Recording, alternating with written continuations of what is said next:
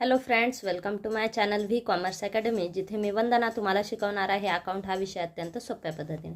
मुलांना आजच्या व्हिडिओमध्ये आपण डिस्कस करत आहोत काही एक्झाम ओरिएंटेड MCQ क्वेश्चन्स जे तुम्हाला एक्झाममध्ये येऊ शकतात. क्वेश्चन सुरू करण्याआधी तुम्ही चॅनलला सबस्क्राईब केलं नसेल तर आधी चॅनलला सबस्क्राईब करा, कारण त्यामुळे तुमचा कोणताही महत्त्वाचा व्हिडिओ मिस होणार नाही.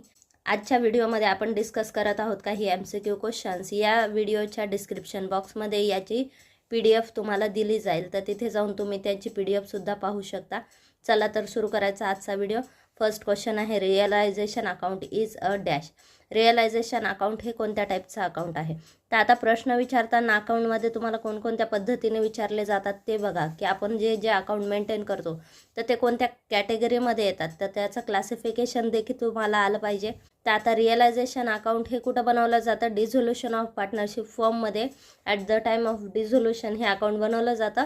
आणि जी फॉर्म आपल्याला डिझॉल्व करायची आहे तर त्याच्या सगळ्या असेट्स लायबिलिटी तिथे ट्रान्सफर केल्या जातात आणि डिझोल्युशन प्रोसेसचा प्रॉफिट लॉस तिथे फाइंड आउट केला जातो.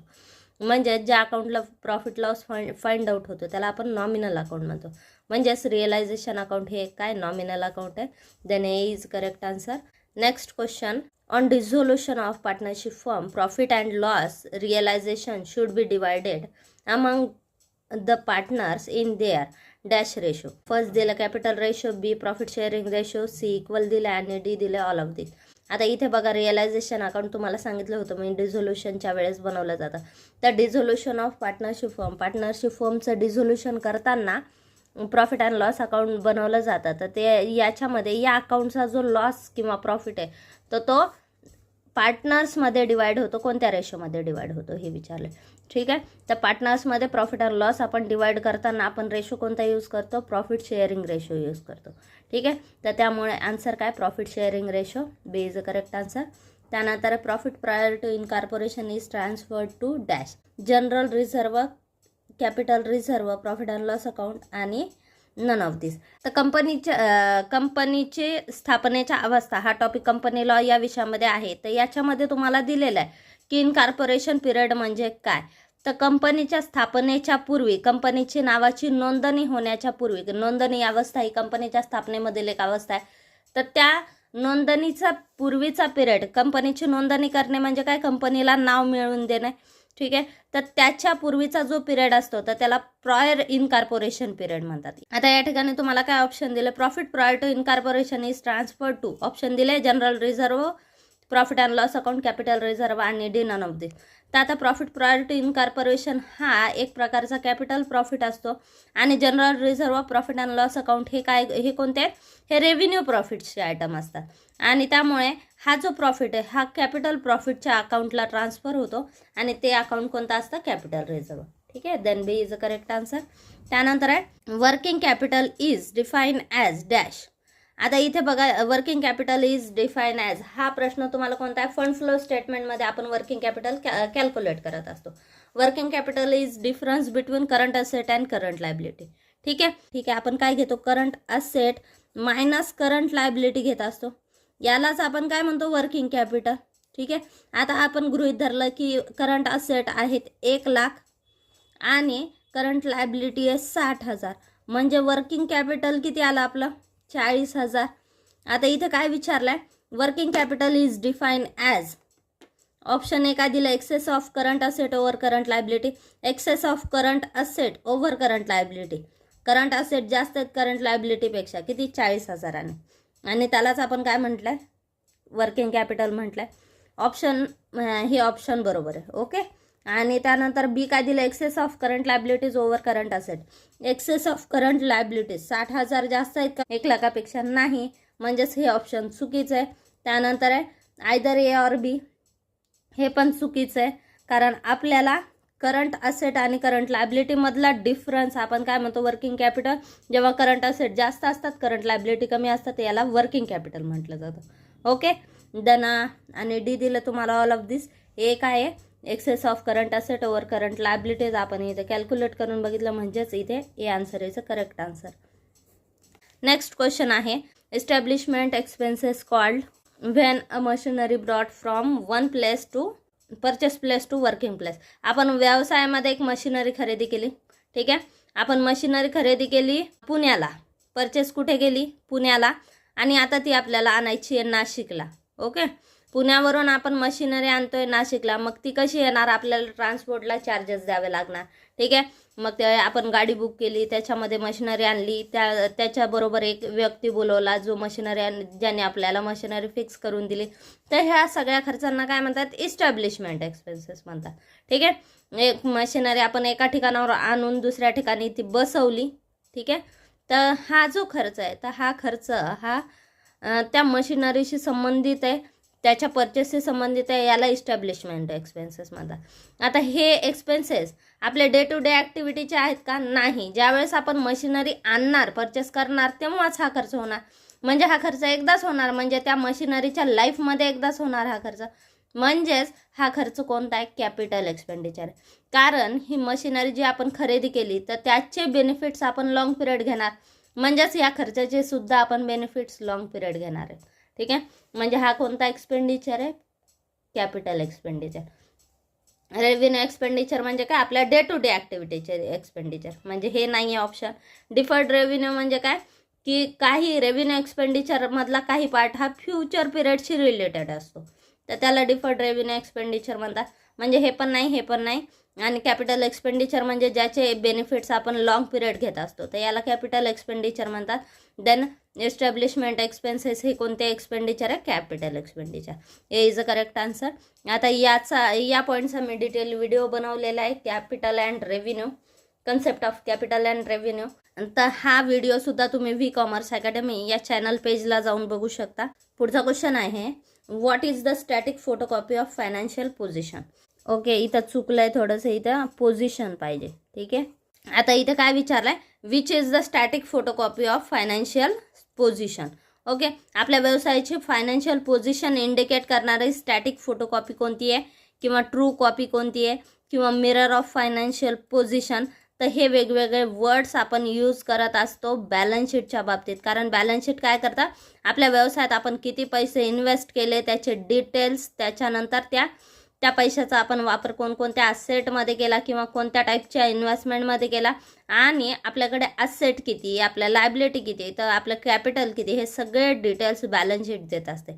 ठीक आहे, त्यामुळे फायनान्शियल पोझिशन जर तुम्हाला विचारलं तर फायनान्शियल पोझिशनचं रिलेशन कशाशी असतं? बॅलन्स शीटशी.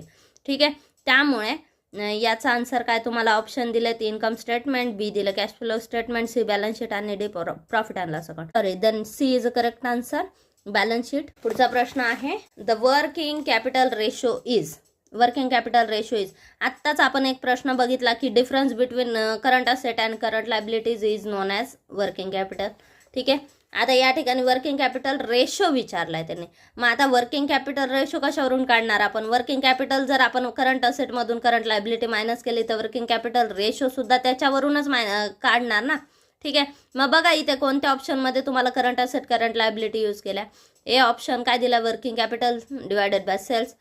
त्यानंतर बी दिलं working capital divided by total sales. C दिलं current asset divided by sales, आणि डी दिलं current asset divided by current liability. आता तुम्ही म्हणाल मॅडम हे तर करंट रेशोचं सूत्र आहे. अरे करंट रेशो म्हणजेच वर्किंग कॅपिटल रेशो. ठीक आहे, current ratio is another name for working capital ratio. Working capital आपण कसं काढतो? करंट असेटमधून करंट लायबिलिटीज मायनस करतो.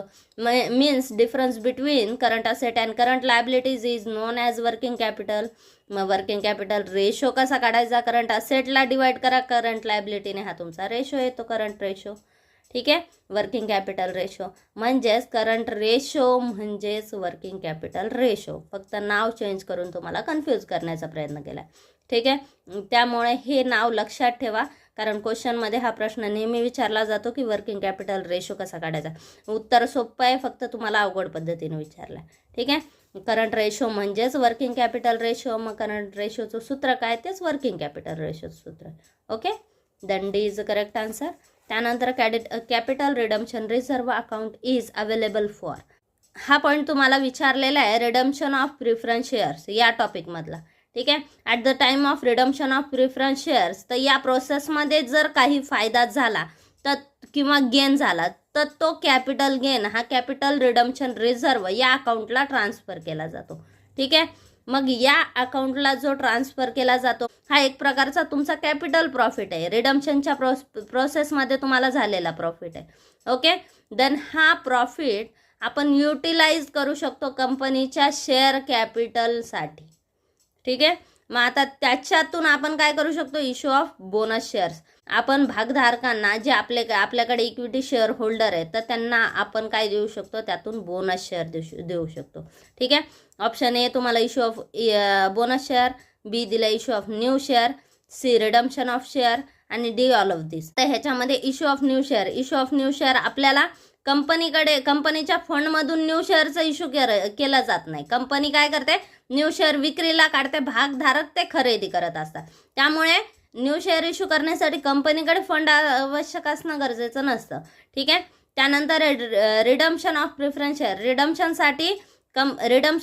रिडम्पशनसाठी कंपनीला फंड अवेलेबल आहे, पण तो कॅपिटल प्रॉफिटमधून ते रिडम्पशन झालं पाहिजे असं नाही. ॲक्युम्युलेटेड प्रॉफिटमधून सुद्धा ते रिडम्पशन कंपनी करू शकते. त्याच्यानंतर आहे फर्स्ट काय दिलं, issue of bonus share. Company काय करते, बोनस शेअर देते. म्हणजे ज्या भागधारकांकडे 100 शेअर आहेत कंपनी त्यांना 10 शेअर फुकट देणार आहे. ठीक आहे, तर याला बोनस शेअर म्हणतात. मग आता हे 10 शेअर फुकट द्यायचे तर कंपनीला हा लॉस कुठून तरी कव्हर करावा लागेल ना. ठीक आहे, मग हा लॉस कंपनी ह्या कॅपिटल गेनमधून कव्हर करू शकते. हा कोणता लॉस झाला, हा झाला कॅपिटल लॉस. हा कॅपिटल लॉस कंपनी ह्या कॅपिटल गेनमधून किंवा कॅपिटल प्रॉफिटमधून कव्हर करू शकते.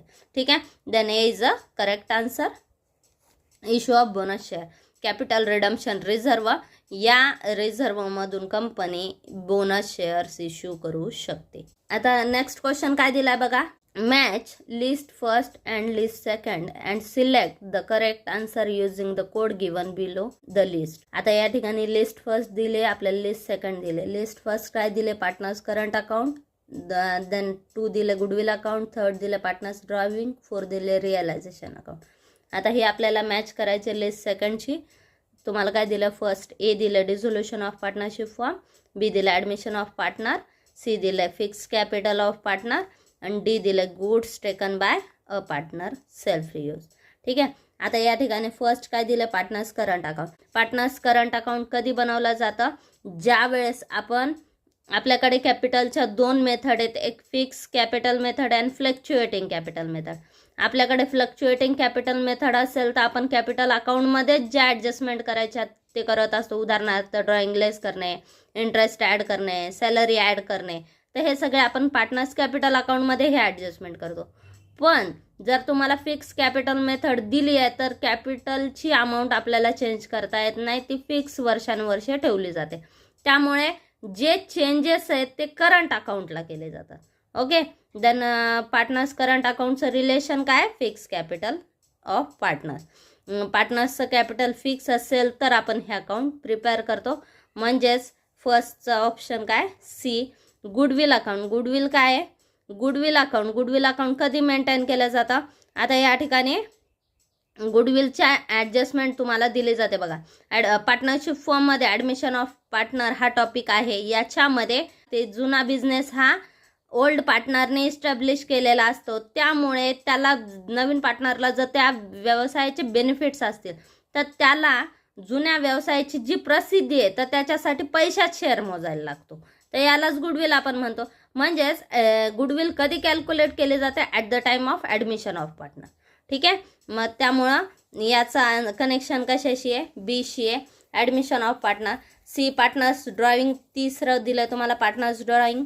पार्टनर्स ड्रॉइंग म्हणजे काय, आता या ठिकाणी बघा एचं काय दिलं, डिझोल्युशन ऑफ पार्टनरशिप फॉर्म, हे नाही आहे. पार्टनर्स ड्रॉइंग म्हणजे काय, goods taken by a partner for personal use किंवा सेल्फ यूज. ठीक आहे, पार्टनरनी जर व्यवसायाच्या वस्तू त्याच्या पर्सनल यूजसाठी किंवा सेल्फ यूजसाठी विड्रॉ केला तर याला आपण ड्रॉइंग म्हणत असतो.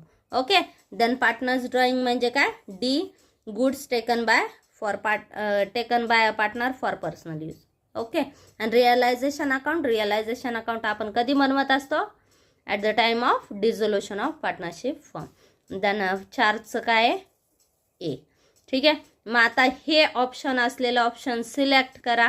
आता या ठिकाणी ऑप्शन, आता आपल्याला काय पाहिजे, फर्स्टचं सी आहे, एकचं सी कुठे आहे बघा, एकचं सी बी मध्ये दिले आणि डी मध्ये सुद्धा दिले. त्यानंतर गुडविलचं काय आहे, गुडविलचं बी आहे, 2चं बी आहे बघा. 2चं बी कुठं दिलं इथे बघा, इथे काय दिलं 2चं बी.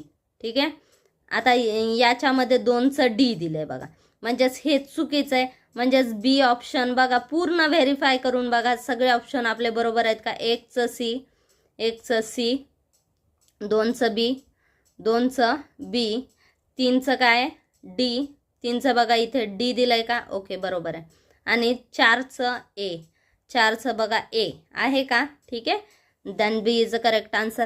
म्हणजेच या टाईपचे प्रश्न तुम्हाला येऊ शकतात, कारण आपल्याला बघा प्रश्नांना मार्काचं तुम्ही जर वेटेज दिलं तर तुम्हाला 2-2.5 मार्कासाठी सुद्धा प्रश्न विचारले जाऊ शकतात. काही प्रश्न 3 मार्कासाठी सुद्धा येऊ शकतात.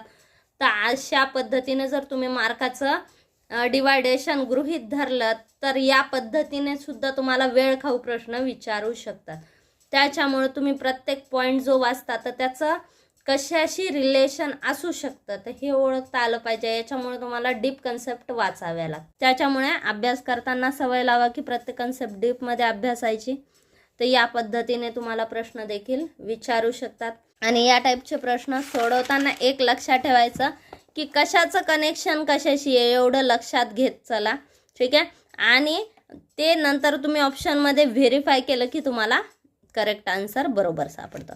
ओके, पुढचा प्रश्न काय, which one of the following type of information a creditor would be interested together while reading a annual report. म्हणजेच ॲन्युअल रिपोर्ट रीड करत असताना क्रेडिटर्स कोणती माहिती वाचण्यात इंटरेस्टेड असतात हे विचारले. ठीक आहे, म्हणजेच थोडक्यात क्रेडिटर्सला कोणती माहिती गरजेची असते किंवा त्याला ॲन्युअल रिपोर्ट रीड करताना किंवा त्याची स्टडी करताना बघताना तो काय बघत असतो तर तो क्रेडिटर म्हणजे कोण, क्रेडिटर म्हणजे जो व्यवसायाला पैसे पुरवतोय तो मनी लेंडर, किंवा ज्याने व्यवसायाला उधारीवर वस्तू पुरवल्यात तो. ठीक आहे, म्हणजेच थोडक्यात ज्याने व्यवसायाला कर्ज दिलेलं आहे, कर्जदार, व्यवसायाचा कर्जदार, मग तो काय बघेल, आपलं कर्ज फेडण्याची त्या व्यवसायाची पात्रता आहे का नाही तो बघेल. म्हणजेच तो काय बघेल, त्या फर्मची सॉल्व्हन्सी, कर्ज फेडण्याची पात्रता किती आहे तो बघेल. आणि कर्ज फेडण्याची पात्रता यालाच आपण सॉल्व्हन्सी म्हणतो. Okay, long term solvency. मग या ठिकाणी सॉल्व्हन्सी म्हणजे काय की कंपनीच्या किती असेट आहेत आणि त्यातून त्या किती लायबिलिटी पेड करू शकतात, तर याला कंपनीची सॉल्व्हन्सी म्हणतात. ओके, आणि क्रेडिटर काय बघत असतात, त्याने जर व्यवसायाला पैसे पुरवलेत किंवा व्यवसायाला उधारीवर वस्तू पुरवल्यात तर त्याचे पैसे किती पिरियडमध्ये मिळतील हे तो बघेल. ठीक आहे, किंवा कधी मिळतील का नाही हे तो बघेल. म्हणजेच तो कंपनीची सॉल्व्हन्सी चेक करेल. देन ऑप्शन तुम्हाला काय दिलं, प्रॉफिटेबिलिटी, लिक्विडिटी, नेट प्रॉफिट आणि solvency. Then D is a correct answer, solvency. Creditors काय बघत असतात, कंपनीची सॉल्व्हन्सी बघत असतात. त्यानंतर goodwill is an dash asset. Option दिले current asset, fictitious asset, current liability आणि इंटेंजेबल असेट. गुडविल ही काय असेट आहे, कोणती असेट आहे, ती असेट आपण पाहू शकत नाही, अदृश्य संपत्ती आहे. त्यामुळे D is a correct answer, intangible asset. त्यानंतर trademark is dash asset. Trademark सुद्धा कोणती असेट आहे, इंटेंजेबल असेट आहे. D is correct answer. त्यानंतर आहे discount on issue of shares is shown on dash side of balance sheet. Discount on issue of shares कुठे दाखवलं जातं. आता या ठिकाणी हा पॉईंट आपण डिस्कस केलेला आहे बघा. आपण ज्यावेळेस असेटचं क्लासिफिकेशन केलेलं आहे तेव्हा आपण बघितलेलं आहे करंट असेट, फिक्स असेट, त्यानंतर टेंजेबल असेट, इंटेंजेबल असेट आणि फिक्टिटिव्ह असेट. ठीक आहे, तर हे आपण बघितलेलं आहे. ज्या असेट आपण बॅलन्स शीटच्या असेट साईडला दाखवतो पण ॲक्च्युली त्या असेट नाहीत, ते काय वेगळ्या प्रकारचे एक्सपेन्सेस किंवा लॉसेस आहेत, तर त्यांना आपण काय म्हणतो, फिक्टिटिव्ह असेट म्हणतो. आता discount on issue of shares, आपण जर समजा 100 रुपयाचा शेअर इश्यू केला, आपण 80 रुपयाला इश्यू केला, 20 रुपये आपला लॉस झाला. ठीक आहे, and loss will be debited. मग हा लॉस आपण कुठं डेबिट केला, हा लॉस आपल्याला प्रॉफिट अँड लॉसला डेबिट करता येणार नाही, कारण हा रेव्हेन्यू लॉस नाही आहे, हा कॅपिटल लॉस आहे. आणि कॅपिटल लॉस असल्यामुळे आपल्याला तो बॅलन्स शीटला दाखवावा लागतो. मग बॅलन्स शीटला आपण तो कुठं दाखवतो, असेट साईडला. ओके, बॅलन्स शीटच्या असेट साईडला discount on issue of shares हा पॉईंट दाखवला जातो ॲज अ कॅपिटल लॉस. ठीक आहे, मग त्यामुळे ती असेट आहे का? नाही, ती असेट नाही, तो लॉस आहे. त्यामुळे याला काय म्हणतात? Fictitious asset. आणि फिक्टिटियस असेट कुठे दाखवतात? Shown on asset side of balance sheet. ठीक आहे, then D is a correct answer, asset side. Preliminary expenses is dash type of asset. आता प्रिलिमिनरी एक्सपेन्सेस बॅलन्स शीटच्या असेट साईडला जसं आपण discount on issue of shares as a capital loss घेतो, त्याच पद्धतीने प्रिलिमिनरी एक्सपेन्सेस सुद्धा घेतले जातात. ठीक आहे, प्रिलिमिनरी एक्सपेन्सेस म्हणजे काय? कंपनीच्या स्थापनेचा खर्च. तर याला काय म्हणतात? प्रिलिमिनरी एक्सपेन्सेस म्हणतात. मग हा खर्च कोणता असतो? कंपनीचे आपण बेनिफिट स्थापना झाल्यानंतर फ्युचर पिरियडमध्ये घेणार आहोत ना. ठीक आहे, म्हणजे हा कॅपिटल एक्सपेंडिचर गृहीत धरला जातो आणि त्यामुळे तो प्रॉफिट अँड लॉस अकाउंटच्या डेबिटला दाखवता येत नाही, म्हणून तो दाखवला जातो बॅलन्स शीटच्या असेट साईडला. ठीक आहे, बॅलन्स शीटच्या असेट साईडला दाखवतात. मग ती असेटला दाखवलं म्हणजे आपण त्याला असेट गृहीत धरतो, पण ॲक्च्युली ते असेट आहे का? नाही, ते काय आहेत? एक्सपेन्सेस आहेत, कॅपिटल एक्सपेन्सेस आहेत. म्हणून या असेटला आपण म्हणतो फिक्टिटियस असेट, आभासी संपत्ती.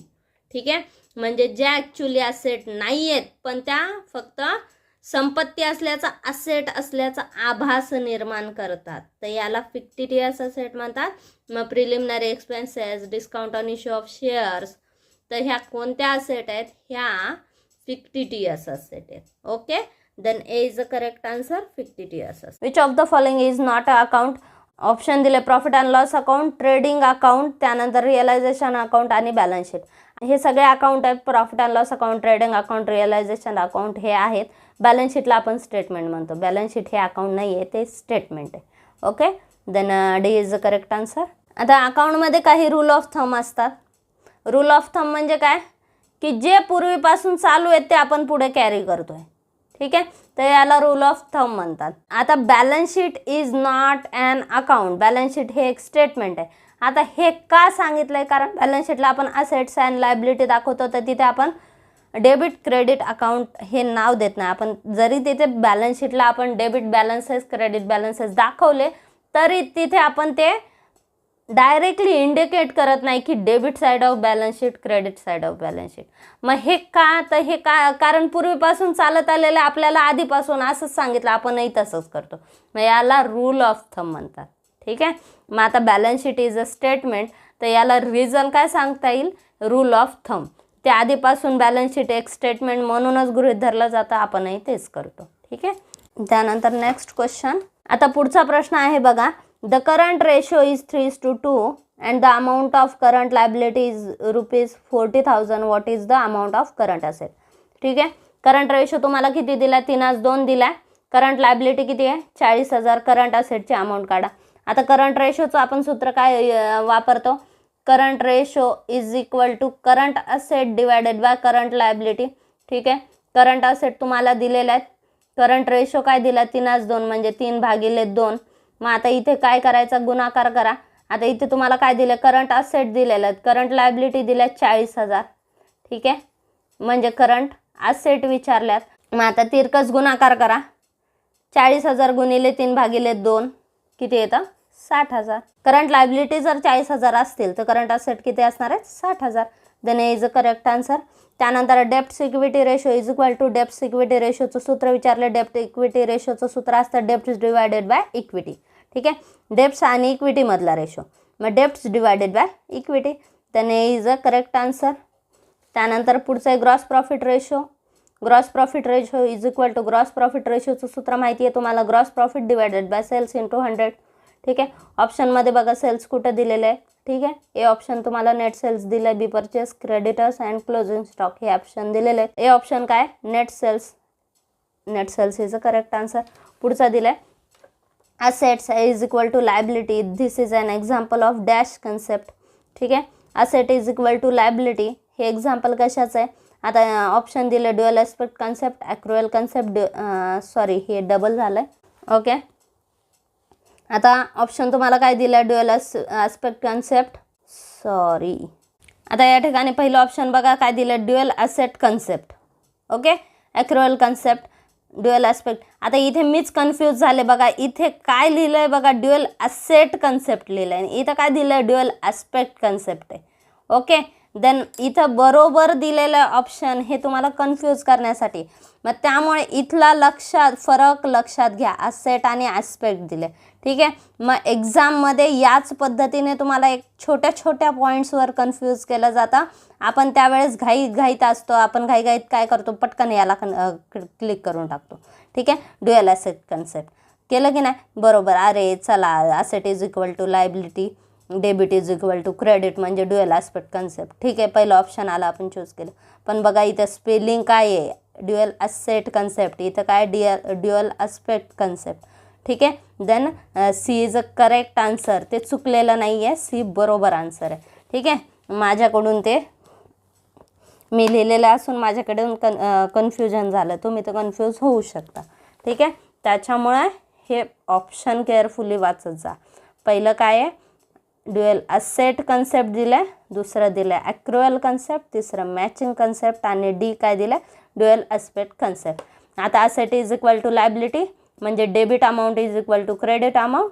हे दोन इफेक्ट प्रत्येक ट्रान्झॅक्शनचे होत असतात. तर हे कोण सांगतं आपल्याला, ड्युअल ॲस्पेक्ट कन्सेप्ट हे सांगत असते, ठीक आहे. देन हे इक्वेशन आपण कशामध्ये बघतो, ड्युअल ॲस्पेक्ट कन्सेप्टमध्ये.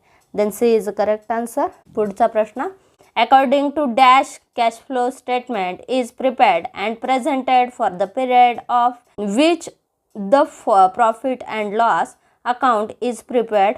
आता या ठिकाणी आपल्याला काय दिलेलं आहे, according to dash cash flow statement. आता इथे अकाउंटिंग स्टँडर्ड दिलं आहे, कॅश फ्लो स्टेटमेंटचं अकाउंटिंग स्टँडर्ड विचारलं. या अकाउंटिंग कन्सेप्टनुसार किंवा अकाउंटिंग स्टँडर्डनुसार कॅश फ्लो स्टेटमेंट हे कशासाठी प्रिपेअर केलं जातं आणि presented to for the period which profit and loss account is prepared. म्हणजेच आपण प्रॉफिट अँड कॅश फ्लो स्टेटमेंटवरून काय बनवत असतो, आपण प्रॉफिट अँड लॉस अकाउंट बनवत असतो हे सांगितलं आहे, ठीक आहे. कॅश फ्लो स्टेटमेंटमध्ये काय असतं, इनफ्लो ऑफ कॅश आणि आउटफ्लो ऑफ कॅश. म्हणजे कॅश किती आले की किती गेली, म्हणजे आपण किती एक्सपेन्सेस केले, किती ॲसेट खरेदी केल्या, किती गुड्स खरेदी केल्या. तर हे सगळे ट्रान्झॅक्शन आपल्याला कॅश फ्लो स्टेटमेंटमध्ये मिळू शकतात. त्याच्यामुळं कॅश फ्लो स्टेटमेंट हे तयार केलं जातं आणि प्रॉफिट अँड लॉस अकाउंट बनवण्यासाठी ते प्रेझेंट केलं जातं हे सांगितलं आहे. मग हे कोणतं स्टँडर्ड आपल्याला सांगता, तर हे कॅश फ्लो स्टेटमेंटचं जे स्टँडर्ड आहे ते आहे अकाउंटिंग स्टँडर्ड 3rd, ठीक आहे. तर ते आपल्याला हे सांगत असतं, ठीक आहे, की कॅश फ्लो स्टेटमेंट तयार करा आणि प्रॉफिट अँड लॉस अकाउंट बनवण्यासाठी ते यूज करा. तर हे काय आहे, कॅश फ्लो स्टेटमेंट हे अकाउंटिंग स्टँडर्ड 3rd आहे, ठीक आहे, 3rd अकाउंटिंग स्टँडर्ड. ओके. तर हे झाले आपले काही एक्झाम ओरिएंटेड MCQ क्वेश्चन्स. याची PDF डिस्क्रिप्शन बॉक्समध्ये दिलेली असेल, तिथे जाऊन तुम्ही बघू शकता किंवा त्याचा अभ्यास करू शकता. आणि व्हिडिओ तुम्हाला कसा वाटला हे कमेंट बॉक्समध्ये नक्की कळवा. चॅनलला सबस्क्राईब करा आणि व्हिडिओला लाईक करा, शेअर करा आणि सबस्क्राईब करा. थँक्यू.